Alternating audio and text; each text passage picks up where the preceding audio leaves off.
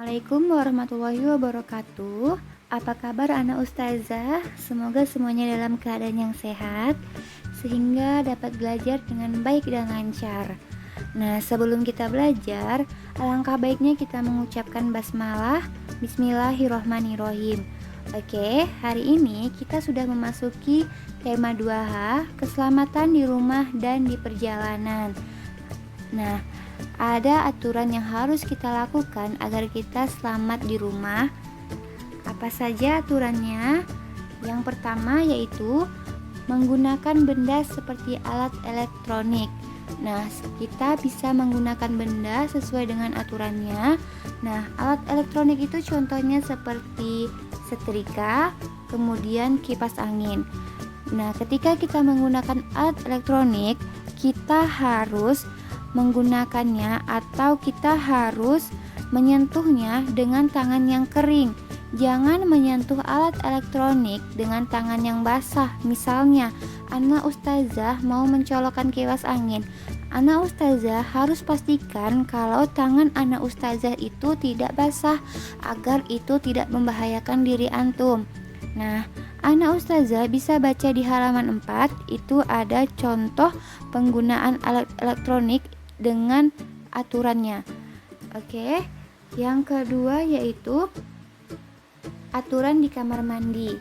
Sebelum kita memasuki kamar mandi, kita harus berdoa agar kita selalu dilindungi oleh Allah, dan juga kita keluar dari kamar mandi kita juga berdoa. Nah, anak-anak ustazah bisa dihafalkan lagi doa masuk dan keluar kamar mandinya. Nah, aturan yang kedua yaitu contohnya menghemat air. Ketika air keran sudah penuh, nah kita harus mematikannya agar tidak pemborosan. Anak ustazah bisa lihat di halaman 7 aturan lain jika anak ustazah di kamar mandi. Itu ada 5 aturan. Nah, salah satunya yang ustazah sebutkan tadi yaitu menghemat air. Kemudian yang ketiga yaitu di halaman rumah. Ketika anak ustazah bermain di halaman rumah, ada juga aturannya supaya terhindar dari bahaya. Apa saja? Ketika bermain bola, anak ustazah harus bermain dengan hati-hati agar bola yang antum tendang tidak mengenai kaca jendela. Ketika sudah mengenai kaca jendela, maka kaca akan pecah dan pecahan dari kaca tersebut bisa membahayakan diri anak ustazah. Nah, oleh karena itu, anak ustazah harus berhati-hati dimanapun berada, harus tetap patuhi aturan-aturan yang berlaku.